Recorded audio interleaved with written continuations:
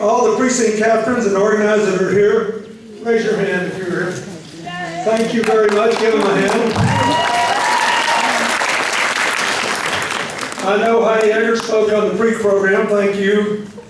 I thank John Stone, the Saragordo County Chair, and John Colombo, the Franklin County Chair, Dan Long, the principal, for letting us come to school. Hillary was at Adel this morning. I'm here tonight, and pretty soon you'll have our whole family. I firmly expect my 16-month-old granddaughter to be the difference in this whole thing. All I know is she can persuade me to do anything. Look, how many of you saw the President's State of the Union address? How many of you saw the last couple of Republican debates? How many of you saw the town hall meeting on CNN about that?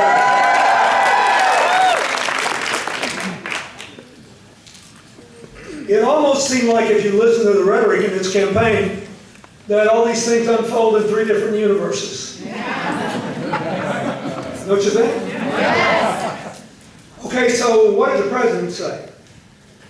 The President says, yes, we've got problems, but we have to fess up. America is in better shape than any other big country in the world.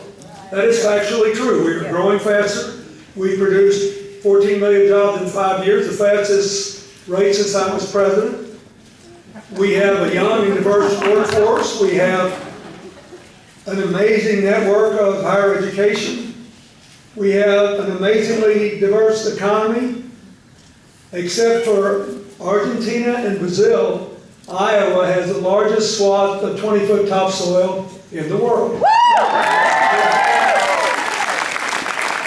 a world where we know more and more countries are going to be able to grow their economies and have plenty of money but not be able to feed themselves. We have the largest capacity to generate clean energy and lead the world toward a solution to climate change. In all the international studies, we rank first or second in the world in both the capacity to generate electricity from the sun and the wind. Iowa, Minnesota, and Texas already get a third of their baseload capacity almost from the wind. And you remember, the Republicans sure play out terrible when it's to subsidize it. Oh yeah? Who's got the lowest per kilowatt hour cost in the country? Iowa. 5.8 cents. You know what it is in New York? 13.9. So, everything the President said is true. But, why is all this rancor going on and everything? Because so many people still don't feel it.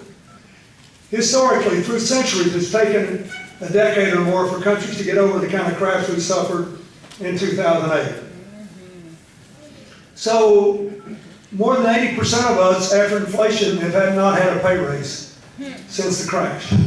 In fact, around half of us have not had a pay raise since the last day I was in office. And that is a long time.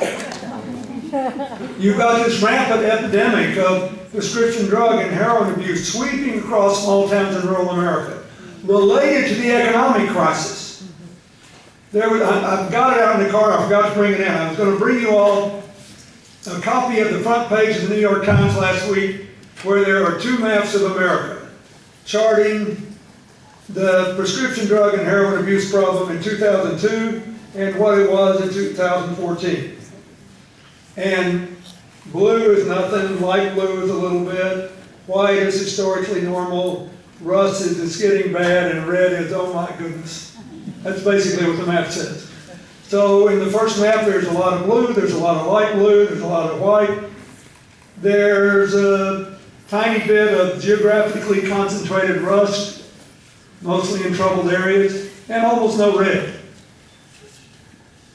In the later map, it looks like a blood bank. And it's all over small town in rural America. It has led to the first decline in life expectancy among non-college educated middle-aged whites in at least 60 years. That's as long as we got good data. It could go all the way back to the 1800s. So